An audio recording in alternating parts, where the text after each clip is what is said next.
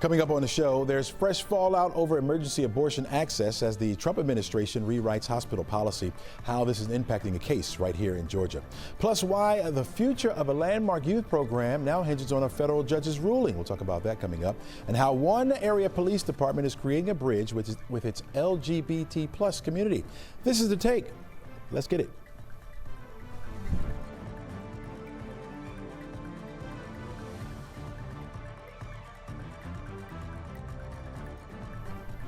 Hello and welcome. I'm Chesley McNeil, and this is The Take, where we go above and beyond the headlines and we let you know exactly what's taking place in your community.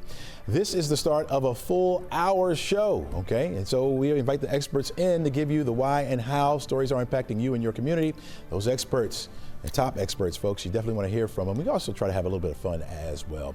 We're going to start you off with a 11Alive weather impact alert because we are anticipating thunderstorms moving into our forecast area. Those thunderstorms could be on the strong to severe side. We're looking at a window between 2 o'clock this afternoon and 11 o'clock p.m. Some of those storms could pack quite a punch as far as the wind speeds go. Also, the frequent lightning, heavy rain. We'll be looking at the possibility for an isolated tornado. Certainly can't be ruled out. It's a low threat, and also hail could be up the P side. Stay alert, folks. Make sure you get those 11Alive notifications right there on your phone, so no matter where you are, you'll know if anything happens to turn severe. 83 degrees will be our afternoon high temperature for today. We're looking at the rain threat going down over the next couple of days. That's the good news for us. And then we'll see that rain chance go up again as we head into the upcoming weekend. As those storms move in, we'll let you know that we'll have extended weather coverage right on 11Alive Plus, folks. The weather team will be here starting at 3 o'clock this afternoon to bring you all the latest. You can download 11Alive Plus on your TV and watch it for free. Well, the Trump administration recently rescinded a Biden-era directive that required hospitals to provide emergency abortions under the Emergency Medical Treatment and Labor Act, even in states with strict abortion bans. Here to make more sense of it for us is Alicia Stalworth, the southeastern political director of the Reproductive Freedom of All. Alicia, welcome to the show. Hi, thank you so much for having me this morning. All right, let's start off with how this act came to be and why do we find it so important? Yeah, so during the Biden administration, they enacted this guidance specifically because the fact that Roe was overturned, and they knew that they were trying to do whatever they could within their power to protect pregnant people in crisis. And so with this act being overturned, this means that unfortunately women across the country will die. And we can't sugarcoat these hard truths anymore because people need life-saving care, including abortion care. Got it. In Georgia, there's that Life Act ban, which bans abortion after the fetal cardiac activity is detected. That's around 6 weeks or so. How does that White House move impact Georgia's law? Yeah, so we refer to it as the 6-week abortion ban because that is what it is. And so this is just another example of that there are consequences to these actions. We know that with these abortion bans that unfortunately it provides a lack of clarity. There's confusion. And as a result of that, doctors are scared to treat patients. And that is why you have situations like Amber Thurman's, Candy Miller's, and unfortunately, Adriana Smith's. You mentioned Adriana Smith. We know she is the pregnant mom who's been declared brain dead, and they've been keeping her on life support because of the fetus inside of her. How does this enter into the mix? Yeah, so out of respect for the family, won't go too much into the details because, of course, this is a real situation that this family is dealing with. But when we talk about the 6-week abortion ban, it's about the lack of choice. It's about these politicians politicizing our futures and our health care. And that is truly how it plays a part. Because we've seen doctors come to the Capitol over and over again and say that the language within that 6-week abortion ban is confusing. And that is the result of what has happened. I mean, the Maternal Mortality Review Committee showed that. And honestly, we would not have known that if someone did not leak the findings of that report. All right, so General Attorney Chris Carr spoke out about this, saying that there is nothing in the Life Act that requires medical professionals to keep a woman on life support after brain death. Removing the support is not an action with the purpose of terminating the pregnancy. Critics point out that the strict abortion constraints increase Georgia's already high maternal rate especially among black women. How do you see these political impacts in vulnerable populations, and what policy changes would you recommend to limit these disparities? Yeah, I mean, and honestly, it does increase the maternal mortality rate. When I go to the doctor as a Black woman, I expect care and I expect to be treated. And the bottom line is that doctors are not doing that. And this is truly life or death. And when I'm thinking about a better future where people are receiving the treatment that they desire, that means we stop politicizing healthcare.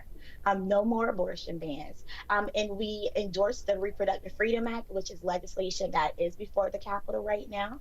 And then there's also legislation to help curb crisis pregnancy centers and the fact that they are giving misinformation to people when they're seeking care. So those are just two of the easiest things we could do today to help make Georgia a safer place for pregnant people. How are you guys getting that word out to people? Oh, we're doing what we do every day. We're meeting people at the doors. We're meeting people in the streets. We're calling people. We're educating, advocating. And we're doing what you and I are doing right now. We're using every tool in our toolbox to meet people where they are so that they are informed and that they know that they have a voice in this as well. All right, Alicia Stalworth, thank you so much for joining us. Thank you for your insight, and we really appreciate you being with us today. No problem. Thank you. Have a great day. All right, take care now. You're watching The Take. We'll be back right after this.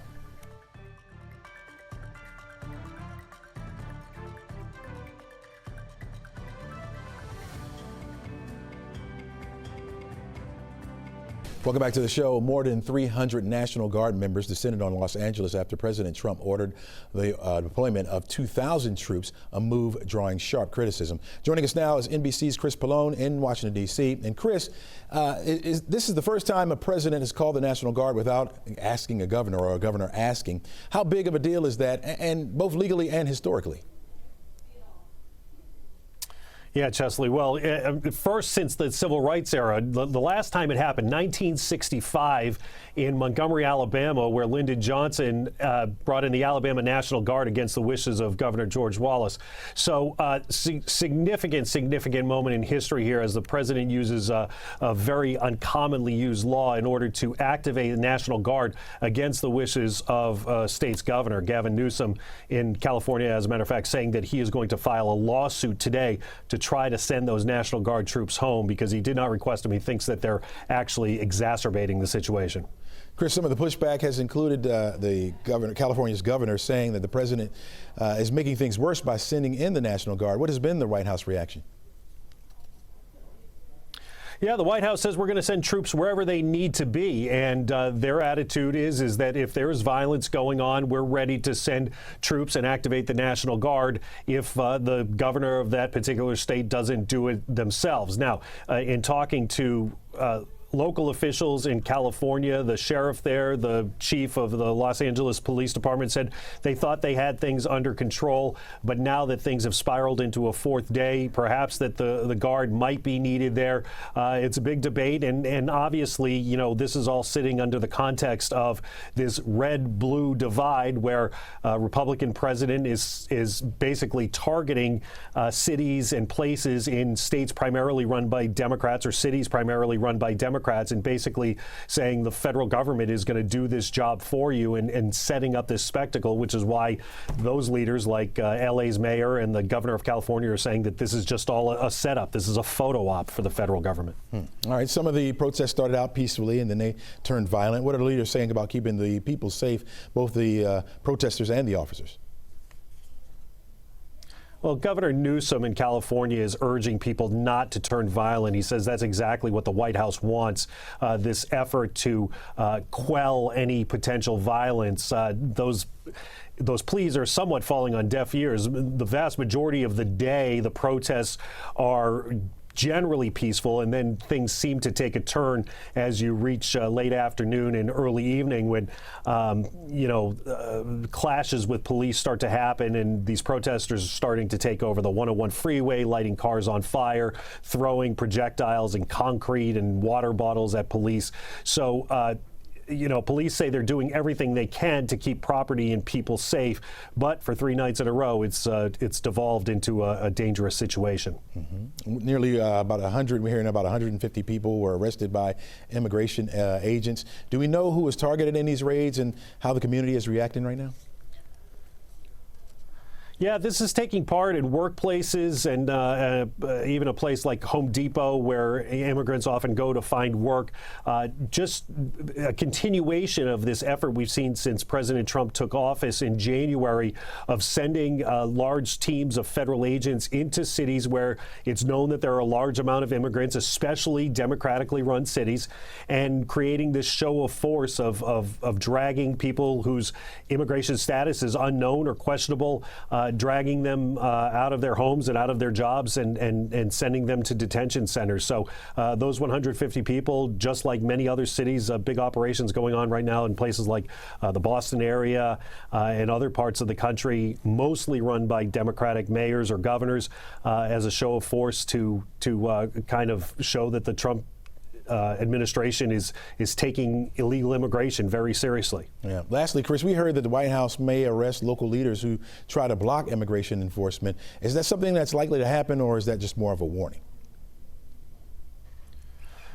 It's hard to say as we watch this. A lot of things that are happening, a lot of people say, I can't imagine that would happen. But Tom Homan, the border czar, has said that if either Mayor Bass in Los Angeles or Governor Newsom tries to do something to prevent these raids from happening, that they will be arrested. Governor Newsom said, bring it on. If you need to do that to be part of the spectacle, let's go. He's ready for it. But essentially, the thing is it a threat? Are these? It's that the state and the local area are not helping with the federal enforcement. At this point, it doesn't seem like they're trying to impede it. So that may be the thing that keeps this from escalating. Got it. NBC's Chris Ballone, thanks so much for joining us today. Sure. All right, plenty more stories for you, folks. This is The Take. We're back right after this.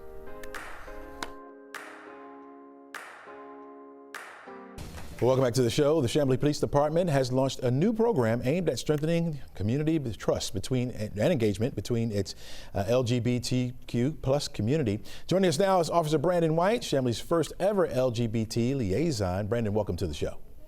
Good morning. Thank you for having me. All right, Brandon, talk to me about the need for this position in Shambley and within the police department. So the department has decided to add this position to the agency simply to give our community and our constituents a person that they can feel comfortable with speaking with in the event of crimes against persons or things that make them uncomfortable with speaking to the average person. Having someone that they feel more comfortable with speaking with, someone that is from their community and can better understand what they're going through at the moment of crisis. What is the plan? Tell me, how do you plan to build that trust? So the plan is to continue with community outreach, community engagement, partnering with the LGBTQ plus communities and their leadership, just seeing how we as the police department can further build their trust and continue to bridge the gaps. Has it been that bad? Have they felt marginalized? Have they felt like they've been just overlooked by the police department? So as we know, the LGBT community has been overlooked for years, and it is a continuing gap, especially in today's climate. So our goal is to help foster that community, right? To show them that us as a law enforcement community, us as the LGBT plus community, we want to support each other. With this program, what does success look like? So success for us is to extend the program further than just one liaison potentially, to have that support of our community or the LGBT community, bringing them inside, showing them how we operate and how we're there to support them. Mm-hmm. How can the residents of Shambley and the LGBT plus community and beyond the department send out the message? Yeah, so we're always available via social media. The Chamblee Police Department has Facebook, Instagram. They can call into our non-emergency number if they're wanting to get assistance or just to connect and have someone to speak with. What do you see as being one of the things or one of the issues that needs to be addressed immediately? So one of the issues that I feel needs to be addressed immediately is going to be having people to understand that we're not in the process. We're not trying to separate communities, right? We're all one people. We all manage. We all support one person. But just giving them that ability and understanding that, hey, there are some people of the community that don't feel safe speaking with certain people or to speak with certain groups. So we want to show them that, hey, yes, we're in the business of securing the safety of people, but we're also there to show them that we are people as well, right? Mm-hmm. Mm-hmm. How long have you been in this position, Brandon? This is a fairly new position. I'm fairly committed. I've been policing for about 2 years now. 2 years. And you've been out and about. Have you seen a difference within your 2 years? I have. I've noticed an extremely big difference from going non-certified to being a certified officer, yes. And do you see more liaisons? You think that this will be a pilot program or a pilot program that will take off in other communities as well? Yeah, for sure. That's definitely the goal. I do understand that there are LGBT liaisons within different departments. So continuing to build those bridges and those gaps with those liaisons as well to see what their communities are experiencing, to see how the Shambley Police Department can also help them as well. All right, sounds good. Officer Brandon White, thanks so much for joining us and thanks for your insight today. Thank you. All right. Plenty more stories for you coming up, folks. This is The Take. We're back right after this.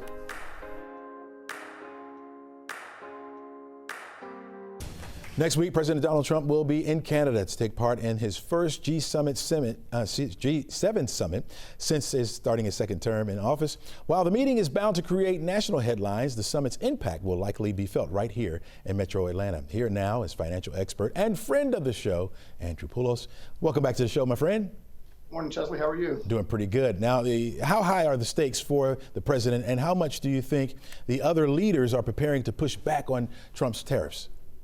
Yeah, I mean, I think this is just super high stakes considering that President Trump came into this administration, obviously, pushing tariffs, trying to take control of trade and sort of, in a sense, creating trade wars. So I think there's a lot at stake here for us and for other countries. Of course, President Trump's trying to push the agenda of, peace through strength. So I don't know how much he's going to be budging or willing to budge, depending on what is discussed and what's not discussed. So we're going to probably see a lot coming out of this G7 summit. So global leaders get together and they talk about the world economy. Does it change how people here save, invest, or even manage their own budgets? Yeah, well, I think overall we obviously need to be conscious of what we spend, how we manage our money, regardless of if there's a G7 summit coming up or not, right? I mean, we're starting to see the economy slow down. Jobs reports have been revised for the month of March and April. The housing market significantly has been slowing down. There's probably last statistic I saw last week, about 500,000 homes across the country, 500,000 sellers more than buyers. So you can already see things are starting to have an impact, particularly from the tariffs, but just overall the uncertainty, right? That's probably a lot of what the consumer sentiment it has to do with everything. It's just when you're uncertain of what's coming up, you're not probably going to be spending as much. You're trying to save because you just don't know where, and what's going to happen. In a global summit like this, is there anything we should pay close attention to? For example, groceries, gas, appliances, that kind of thing. Is there anything we should hone in on? Yeah, I think we just need to see, Chesley, what's going to happen, what the conversations are like. Obviously, they discuss much more than just economics at the G7 summit. Security concerns, other global affairs. So there's going to be a lot that's going to be discussed. But I think the headline for consumers is going to be the economic part, right? That, and of course, perhaps the other headline might be the ongoing war between Russia and Ukraine. But overall, what's affecting folks here in Atlanta is, when you go and you shop, how's your pocketbook feeling? So I think that's going to be the major headline is, do we get any sort of ease, on tariffs, or does President Trump and his administration walk away feeling that they're not getting anywhere, and then he wakes up and we get, just another escalation of tariff war, right? We just don't know what's going to happen. We can all predict, but we're not going to know until the summit's over. So I'm actually to predict just a little bit, right? Do you think nations would maybe get hard on Trump in a summit like this? Look, I think there's going to be some pushback, but I think there's going to be pushback at both sides of the aisle from President Trump and his administration and his team, and from other countries. Japan's there, European Union's there. Certainly, European Union is already hurting as far as as a country in totality. So I think everyone's going to be trying to push back some, and it's just going to be a game of chess. Everyone wants something, At the end of the day, we need some agreement. The American consumer and the consumers, and folks here in Atlanta want to know that we're going to have this tariff situation under control, so they can be more confident as to what's going on and what the future looks like, right? There's just a lot of uncertainty with tariffs, and also the one big beautiful bill which includes a lot of tax proposals and a lot of tax policies. That's also now becoming uncertain in a sense with what's happened in the last week or so. Yeah, real quickly, with the G7 summit, do you think it could impact jobs at all?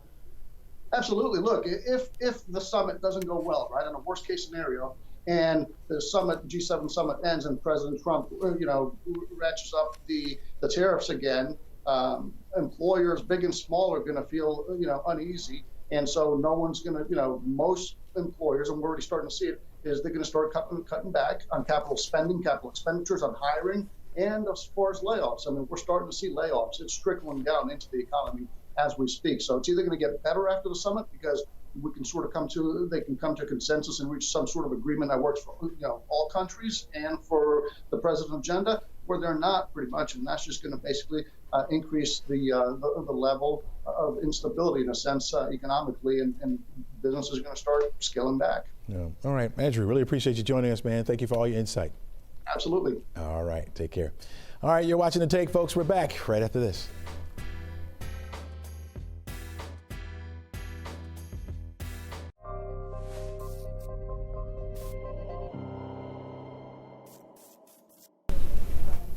State lawmakers, health leaders, and epidemiologists are now coming together to study what might be causing unusually high thyroid cancer rates in Northeast Georgia. The trend was first uncovered by 11Alive Investigates Savannah Levins in November. She joins us now on The Take. Savannah, what's the latest on this? Well, Chesley, late last month, a first-of-its-kind House committee meeting was held on this. Lawmakers and health leaders heard from experts about unusually high rates of thyroid cancer that we uncovered in Northeast Georgia. So in these counties, Union, Lumpkin, Hall, White, Habersham, and Rabun, the thyroid cancer rates have been double the national average or more for about the past decade. Now, since we first reported these findings, we have collected information from more than 130 thyroid cancer patients in those areas, men, women, and children of all ages. But the State Department of Health declined to launch an environmental impact study, saying the affected area is too large to be considered a cluster. So now, Chesley, this House committee is taking a look at maybe some other options. So what are those options? Yeah, good question. So this committee initiated a partnership between the Northeast Georgia Health System and University of North Georgia, hearing from experts from both organizations who validated this data and agree that something needs to be done to look into this. So at this meeting, UNG announced that it has tapped a team to launch a study to look over that data with a fine-tooth comb and then look into whether something environmental might be at play here. As the University of North Georgia is committed to figuring out what is happening. This is happening in our backyard. These are our neighbors that are suffering with this increase in thyroid disease and thyroid cancers. Is it happening as a coincidence, which seems a little unlikely? Is it because there are environmental factors that we are unaware of that could be contributing to this? So, Savannah, this is a rural area up here in Northeast Georgia. I mean, how many people are we talking here? I mean, we're talking thousands of people, Chesley. When we first reported on this, something that we did was we launched a Google form requesting anyone who has thyroid cancer that lives in this 6-county area to fill out this form. We asked things like, when were you diagnosed? Like, how old are you? Where do you live? What are some places that you commonly visit? Where'd you go to school? So we started mapping those things out, and we had over 130 responses just in a few weeks. So these are just people who saw our story, who have thyroid cancer, who live in this area of Northeast Georgia. And Chesley, they ranged in age from 13-year-old boy to an 88-year-old woman. Now, that in itself is odd because when you look at the typical thyroid cancer patient, it's usually a woman in her 50s. 50 is about the average age of a thyroid cancer diagnosis. So when we're seeing young children be impacted and a lot of men being impacted, that's very bizarre. bizarre. And so we did map all of these different locations of where people commonly visited, hoping that that might shed some light onto things. There were a few locations that kind of popped up frequently, but not enough for us to know. That's why this research is so important. You instantly think about, when you hear stories like this, it's an environmental problem. I heard that mentioned in the soundbite that you played. It could be the water, it could be something in the air, especially when it comes to as diverse of a makeup as you're mentioning. Is there any hint of what it could be? I mean, they mentioned PFAS, you know, different chemicals and things like that being potential causes of thyroid cancer. But when you look at this area and how high the numbers are, it's got to be something that is unique to this 6-county area specifically that isn't anywhere else in the state. So that is what researchers are looking at. I mean, they're looking at potentially radon, maybe some of the soil and water samples near the old gold mines. We know those are really popular up there. I mean, it could be 100 different things. That's why we need to get this research kind of underway. Educate me a little bit here. When you talk about children all the way to older adults, is there different types of thyroid cancer?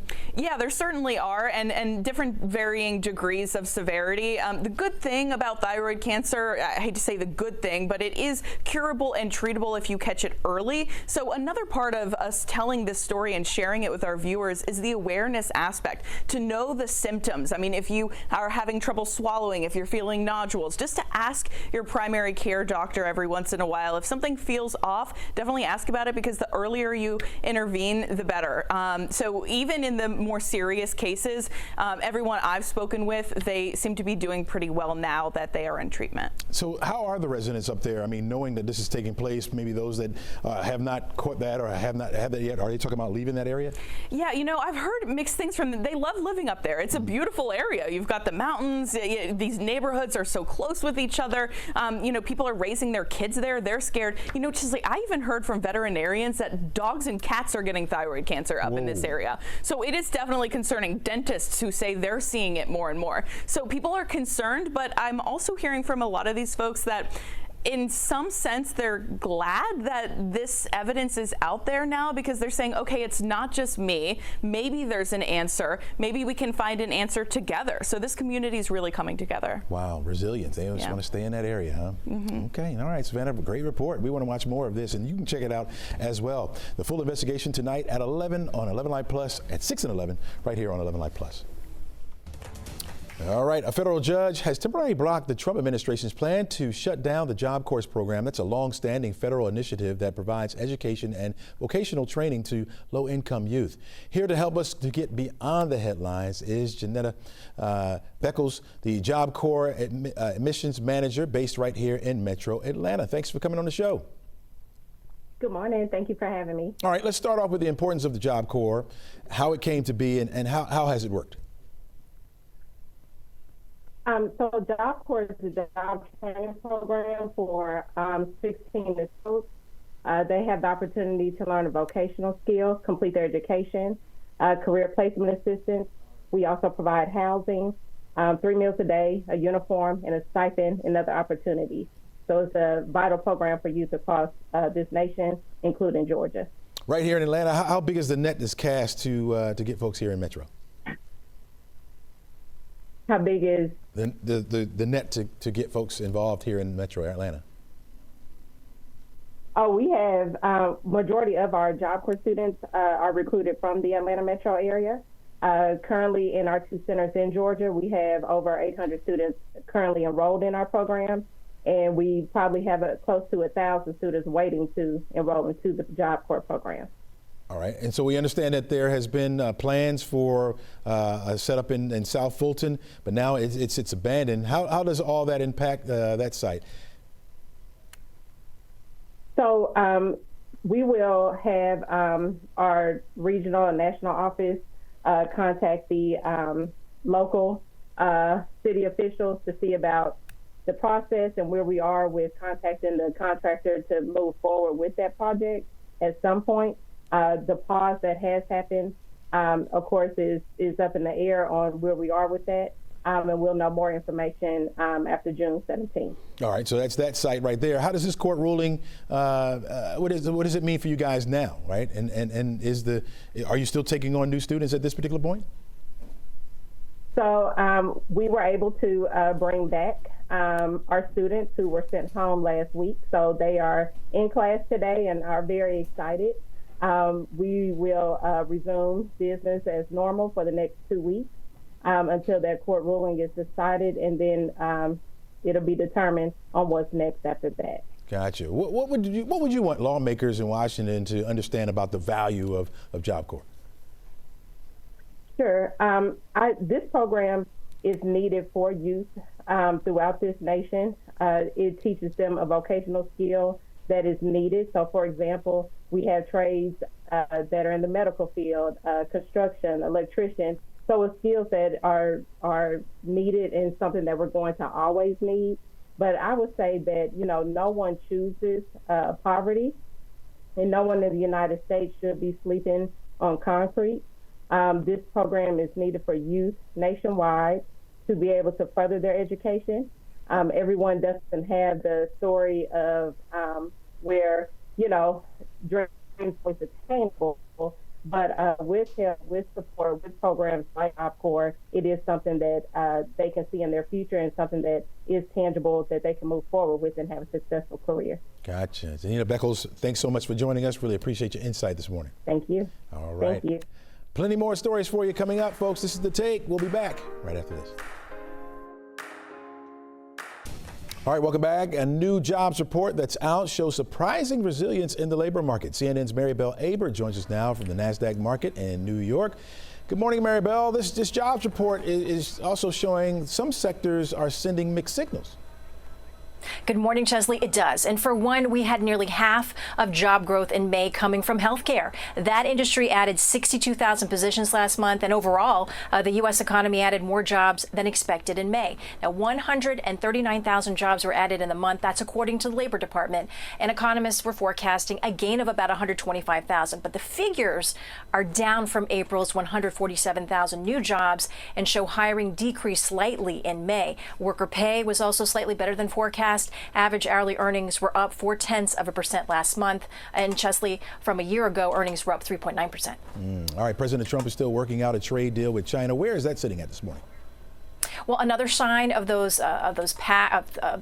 impact of those tariffs on Chinese imports.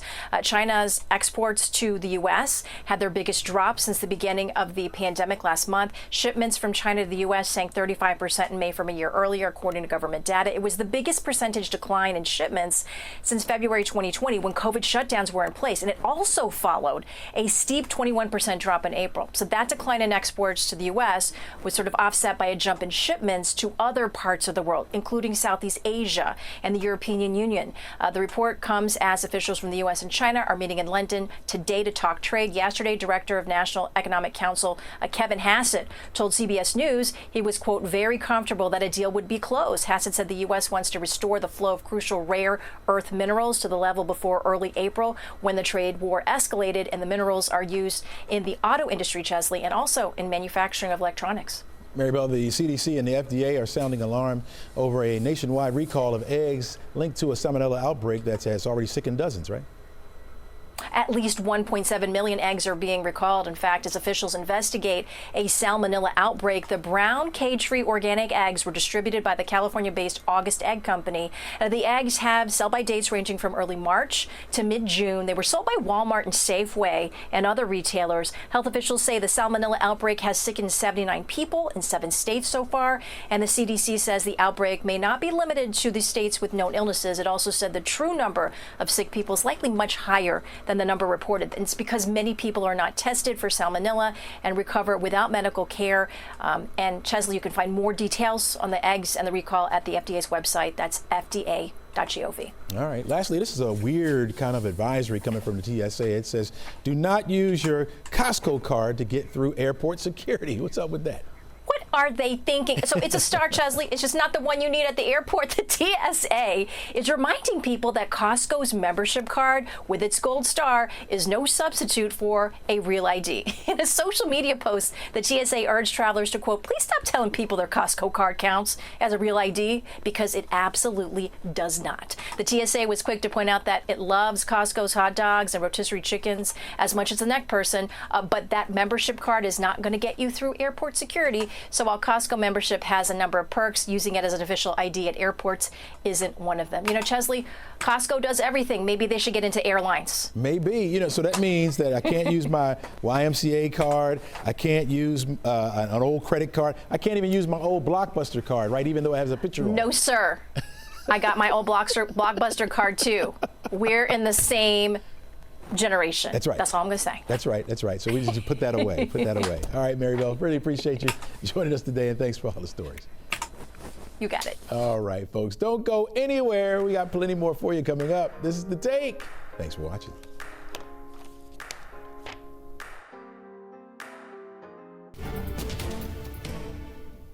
All right, time for a quick recap on the Sean Combs sex trafficking trial so far. Last week, the jury heard a testimony from a woman who described being coerced into drug-fueled, multi-day sex marathons with male escorts, which Combs allegedly orchestrated and filmed. There's also a testimony from another former assistant about a complex relationship with Combs, detailing years of allegedly sexual assault and abuse.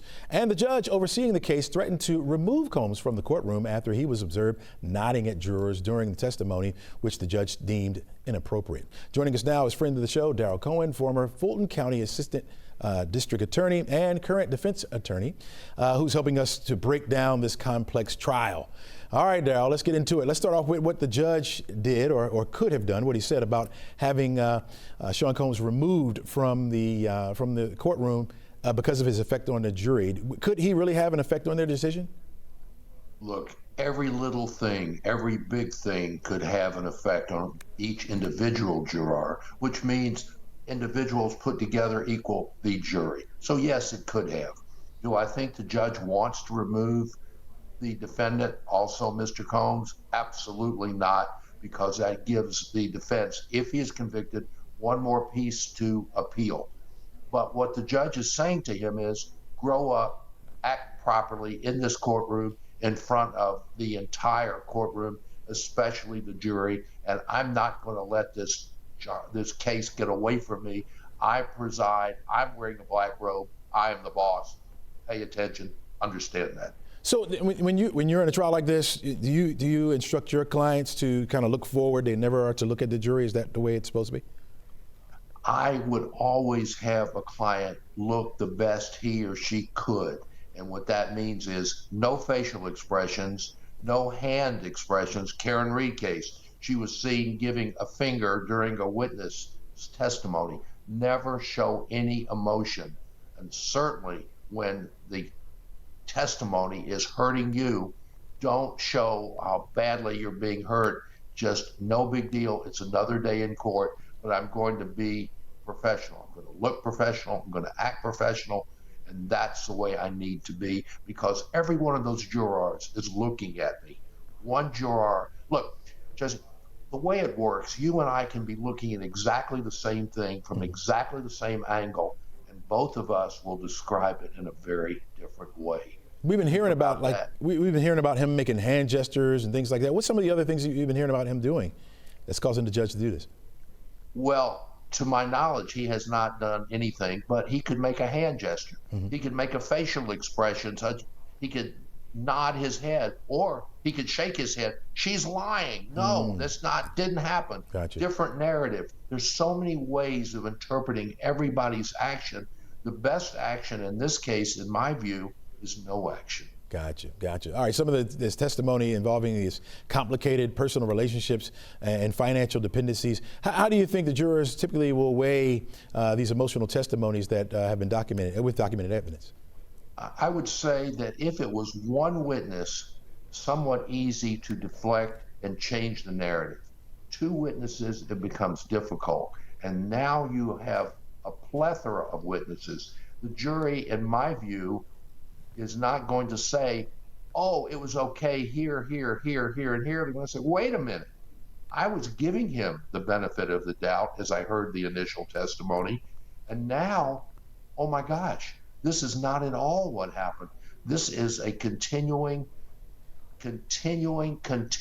situation. Never seems to quit. And he was directing this through drugs, through $10,000 a month paying me, and paying for my apartment and giving me $10,000 a month.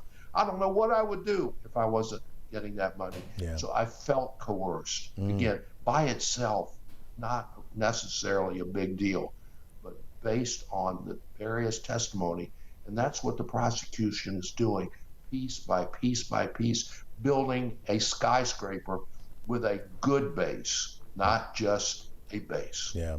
So now the defense is likely preparing for their witnesses now. What kind of a witness or a testimony would you expect them to prioritize to challenge the prosecution's case? It's difficult to say, but if I were defending him, and I'm glad I'm not, if I were defending him, I would say, let's say that each and every one of these witnesses is lying, but telling the truth from their own stilted, tilted point of view. And I would not call them back on the stand. I would be able to argue that during closing argument. The witnesses I would bring would be those people that say, A, in the music business, everything goes. This is not unusual. This was not Puff Daddy by himself. This is what happens in the music business. Think Harvey Weinstein. Think on steroids. Think all the bad things that we've all heard about Hollywood. That's what this is. And they wanted to get ahead. They voluntarily ingested drugs. They voluntarily participated in my sexual fueled parties, my freak-offs. All of these things were done consensually. Nothing that I do, I didn't take a gun to their head, I didn't take a knife, I didn't threaten them. And show me somebody that heard me threaten them. I didn't. Show me someone that that forced me to tell them, that forced them to do it. It didn't happen. Nobody forced me. I didn't hear any force. So it becomes an emotional situation. And again, as I mentioned earlier, in my view, one or two, not that big a deal. But the more you hear, and then you hear people testifying under pseudonym, really? That doesn't happen very often. They're afraid of something or someone after the courtroom, after the trial. This makes me very concerned. It should make the jurors concerned and question, why is she testifying as Jane? Why? And the answer cannot be anything good. Gotcha. All right, Daryl Cohen, friend of the show. Appreciate you. And of course, as the defense starts to get ready, we'll be calling on you more to get more insight on this case. Thanks so much for joining us. Take care. Thank you. All right. Be well. All right, folks, stay with us. My final take right after the break. All right, folks, we have an 11Alive weather impact alert for you today. Scattered showers and thunderstorms this afternoon could be on the strong to severe side. We had those thunderstorms over the weekend, so any more thunderstorms could knock over more trees, maybe even lead to power outages. Be on the lookout. We'll get drier Tuesday, Wednesday, Thursday, and then by Friday, Saturday, Sunday, we start to see that rain chance go up again. Temperatures will remain in the 80s. In fact, 88 degrees for the high temperature on Wednesday, and then approaching those 90s once again as we head into the upcoming weekend. All right, before we go, my final take. Former athletes are chiming in on what appears to be a growing trend on the decline and kids participating in youth sports, boys in particular. A recent report of the Finance Industry Association says that only 39.8% of children ages 6 to 17 regularly participate in team sports. That's been the highest since 2015, that is. The report goes on to say that the number has been at 41% or lower for 9 straight years. The reason for the decline, they say, is kids are pricing out. Others are edged out by competition to make teams, and amongst that, physical activity among U.S. youth has a D-. That was a report given. I agree with all those things. In fact, I think we have lost our way when it comes to youth sports. Never intended for it to be about the next Tiger Woods or Michael Jordan. Big money is in this thing now, even on the college level, so the pressure to be great is even greater. What happened to the fun in sports, y'all? We got to bring it back. Build camaraderie, good teammate. Thanks for joining us, folks. Make it a great day.